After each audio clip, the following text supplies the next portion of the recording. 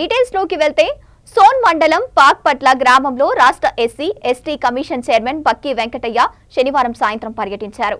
గ్రామంలో దళితులకు చెందిన భూములను వారి ఇష్టానికి విరుద్ధంగా బలవంతంగా తీసుకుంటున్నారన్న ఫిర్యాదులపై ఆయన గ్రామాన్ని సందర్శించి భూ యజమానులతో నేరుగా మాట్లాడి వారి సమస్యలను అడిగి తెలుసుకున్నారు. ఈ సందర్భంగా ఆయన మాట్లాడుతూ భూ యజమానుల సమ్మితి లేకుండా వారి భూములను స్వాధీనం చేసుకునే హక్కు ఎవరికీ లేదని స్పష్టం చేశారు. దళితుల హక్కులను భంగం కలిగించే చర్యలను ప్రభుత్వం సహించదని అన్నారు.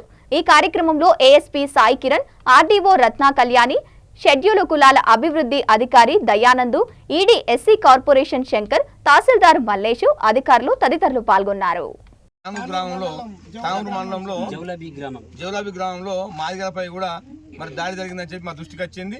నేను ఎస్పీ గారితో ఇప్పుడే మాట్లాడినా తప్పకుండా చర్య తీసుకోవాలని చెప్పి నేను ఎస్పీ గారు ఆదేశిస్తూ ఉన్నా. లేని పక్షంలో వారికి ఎస్పీ గారు చెప్పి మీరేమన్నా న్యాయం జరగకపోతే మీరు తానూరు మండలం గ్రామస్తులు మీరు తప్పకుండా ఎస్సీఎస్ కమిషన్ రండి, తప్పకుండా చర్యలు తీసుకుంటా. మీరు అక్కడనే ఎస్పీని పిలిపిస్తా, అక్కడనే అవసరం ఉంటే అక్కడ మా అడిషనల్ ఎస్పీ వస్తున్న అందరికీ కూడా జైలు కోలుతారని చెప్పి కూడా ఈ సందర్భంగా తెలియజేస్తాం. ఇక్కడ ఎస్సీ రైతులు ఏదో 4 ఉన్నారో వారికి 1 ఎకరం భూమి, 1 ఎకరం ఉన్నది 4 ఎకరాల భూమి ఉంది 4 కుటుంబాలకు. మరి వారి భూములకు వెళ్ళి దౌర్జన్యంగా మరి గుండాయుధం చేసి రౌడీయం చేసి రోడ్డు తీసి మరి 18 ఫీట్ల రోడ్డు ఉండాలని చెప్పి దౌర్జన్యం చేయడం జరిగింది. ఇక్కడ అడిషనల్ ఎస్పీ గారు ఉన్నారు, ఆర్డీఓ గారు ఉన్నారు.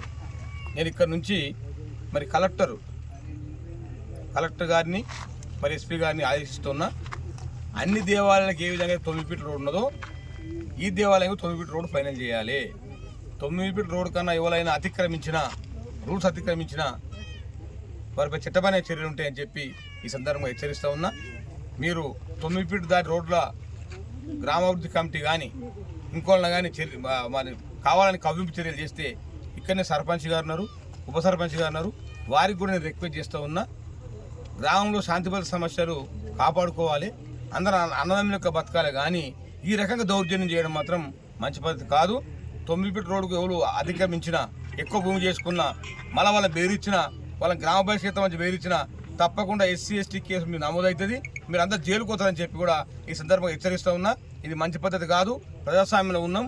79 సంవత్సరాల తర్వాత కూడా ఏంటి ఎస్సీల మీద చిన్న చూపు మీకు? ఇది మంచి పద్ధతి కాదు. ఈ గ్రామాభివృద్ధి కమిటీల ఆగడాలు నిజామాబాద్ జిల్లాలో కానీ నిర్మల్ జిల్లాలో కానీ ఇలా మితిమీరిపోతూ ఉన్నాయి.